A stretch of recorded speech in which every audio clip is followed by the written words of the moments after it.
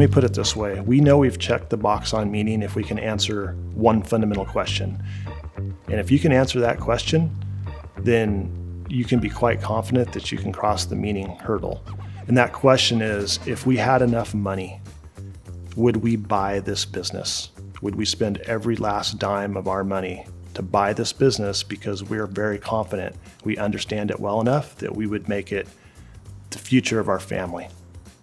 And if you can answer that question, then you can be quite confident that you can cross the meaning hurdle.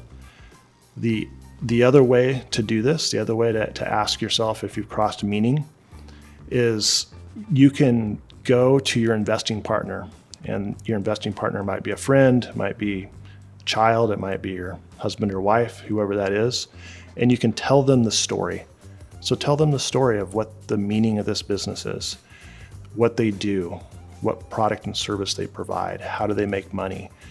And if you can tell that story, and you can tell that story without any gaps, because once you tell a story and you rewind it in your head, you'll realize, oh, maybe there's a part of that I didn't quite get, right? And so if you go back and fill in that gap, tell the story again, and this time you feel like it's a complete story, there's no gaps in it. And by the way, your investing partner doesn't ask any questions that you can't answer. And if you can reach that threshold, then you're ready to move on to the next M.